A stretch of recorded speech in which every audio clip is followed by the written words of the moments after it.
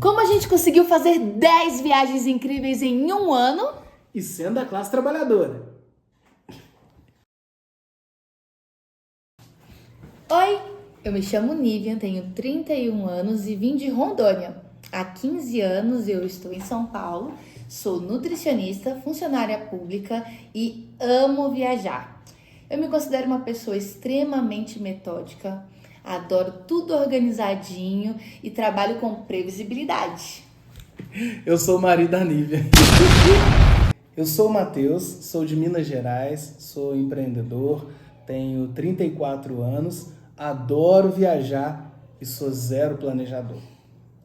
E a gente resolveu casar. Nessa linha a gente teve alguns planos, alguns modelos e a gente resolveu fazer esse vídeo para contar um pouco sobre as nossas viagens. Esse canal, a ideia é compartilhar um pouco sobre o que a gente aprendeu ao longo dos últimos 2 anos, que a gente viajou bastante, e a ideia é conseguir incentivar o maior número de pessoas a começar esse estilo de vida viajante, que é o que a gente mais gosta. Bom, como boa organizadora que sou, adoro uma lista e Matheus gosta de colocar número em tudo. Então a gente elencou aqui 5 passos que pra gente é o que vai ajudar vocês a viajar mais, porque funcionou com a gente e a gente quer passar para vocês.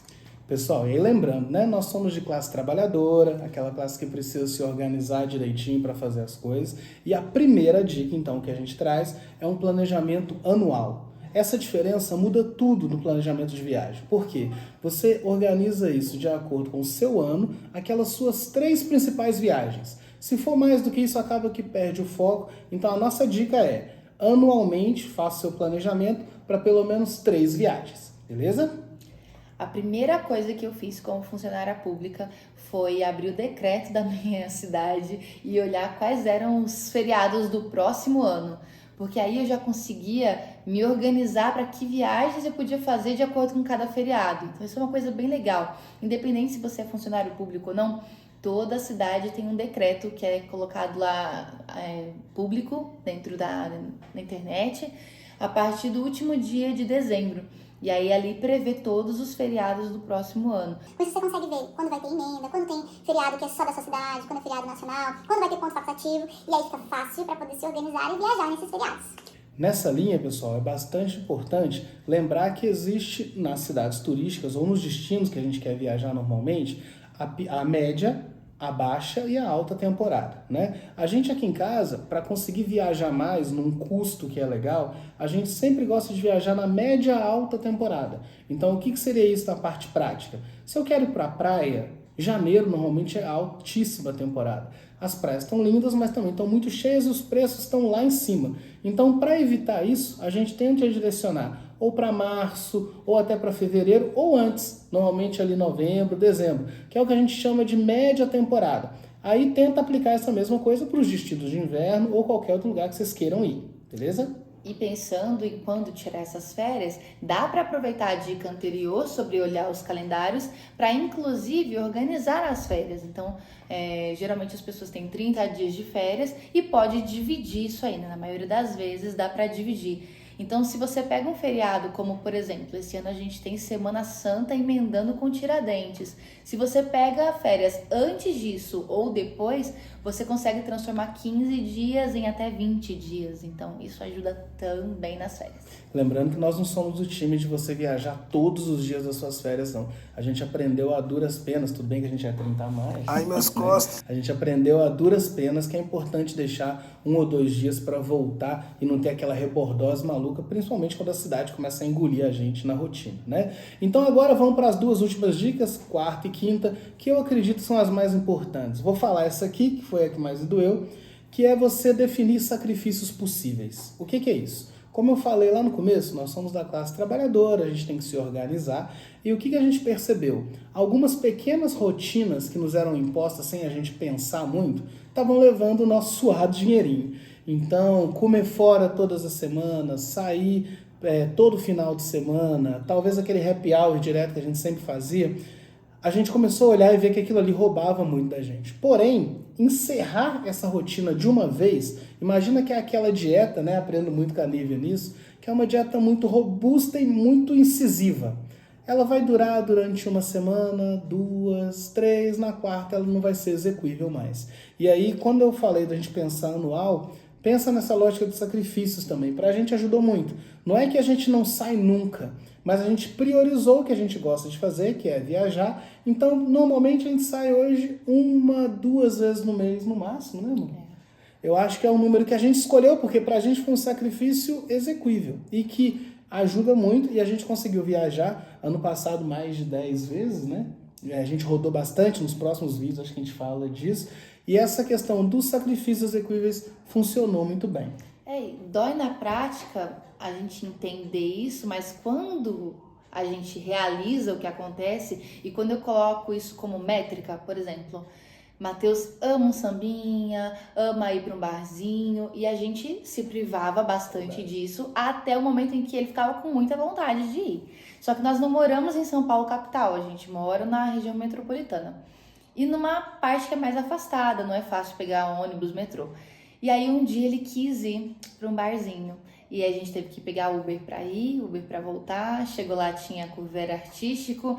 Ele tomou umas cervejas, eu comi alguma coisa que eu não aguento ficar sem comer. E numa noite foram R$600. E quando a gente pensa que para ir para Arraial do Cabo, por exemplo, custa em torno de R$150, era basicamente nossa ida e volta de Arraial. Eram 4 passagens de ônibus, o que a gente gastou em apenas algumas horas numa noite de sábado. Então não faz sentido. Quando a gente coloca isso no papel, a gente olha e fala, realmente não faz sentido eu vir aqui gastar esse dinheiro só agora, sendo que eu posso fazer uma viagem incrível com esse valor. E eu penso que é tão rápido, né? E olha, pessoal, eu sou apaixonado com música, eu adoro samba, mas foi o samba mais caro da minha vida, não pelos 600, mas porque ali eu comecei a pensar que, peraí, se eu continuo fazendo isso 10 vezes no ano, imagina que nós estamos falando um ano que tem 52 semanas, não sei se todo mundo começa a pensar nessa linha, é o que nós vamos provocar nesses vídeos. E se eu não me organizo para fazer essas pequenas restrições, de fato as minhas viagens não vão acontecer. E aí a gente está dando exemplos de entretenimento, né? Mas tem pessoas que gostam de comprar roupas, tem pessoas que gostam de eletrônicos, tem pessoas que gostam de pet, qualquer outra coisa nesse sentido. Eu acho que vale a pena dar uma pensada se você quiser realmente entrar nesse flow de viagem. E aí essa última eu vou deixar com a Nívia, que foi um aprendizado que a gente teve muito verdadeiro e a gente percebeu isso assim drasticamente, não só nas nossas viagens, mas das pessoas que a gente sempre convidava para viajar, né, amor? Como eu falei, eu venho de Rondônia e eu vi o mar pela primeira vez, eu já tinha 17 anos. E isso num contexto da faculdade que eu trabalhava, que eu estudava, e a gente trabalhava ali com um coral, então tinha basicamente umas 100 pessoas ali. Quando eu viajava com muitas pessoas. Quando eu me formei na faculdade, eu queria continuar viajando, era muito legal, o coral fazia pelo menos 5 viagens bacanas durante o ano e eu queria continuar. Só que aí você tenta marcar com um amigo, você tenta marcar com o outro e nunca ninguém vai poder. Sempre vai ter alguma coisa. Então, uma hora alguém vai estar doente, outra hora alguém vai dizer que está sem dinheiro, outra hora a pessoa vai querer ir para outro lugar, ou então você quer acampar e a pessoa quer ir para um resort all inclusive. Não bate as ideias e isso acaba sendo um grande empecilho e um impedimento para que a gente possa viajar. E foi com muita dificuldade que eu entendi que se eu quisesse realmente viajar, ou eu tomava uma coragem para viajar sozinha, ou aquilo nunca ia acontecer. Ia ser sempre assim, eu queria tanto ir em tal lugar e eu nunca fui.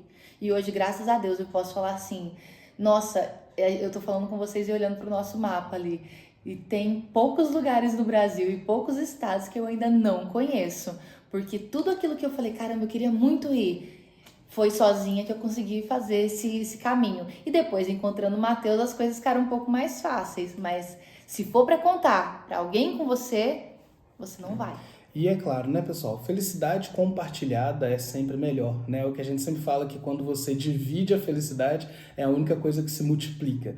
E o fato de viajar sozinho não significa que você vai estar sozinho o tempo todo. Eu também viajava muito antes de conhecer a Nívia, e a Nívia também, e a gente teve experiências incríveis em hostel, experiências incríveis conhecendo pessoas legais antes e agora durante as nossas viagens. E o que acontece? Não é que você vai sozinho ou que você vai só com uma pessoa que durante a viagem ela não vai te brindar com bons encontros, tá? Então, pessoal, esse é o nosso primeiro vídeo.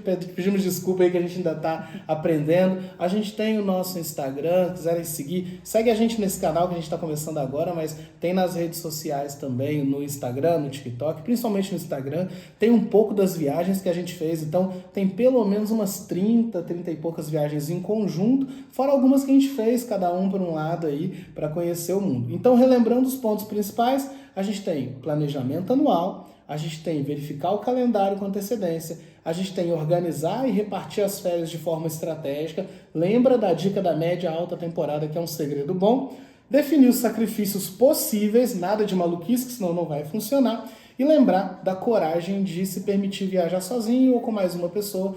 Isso vai ser vital para que as coisas aconteçam aí, beleza? Então tá bom, brigadão, valeu! Tchau! Conseguiu fazer 10 viagens incríveis em um ano! Você... Quebrou alguma coisa? Seu pé quebrou?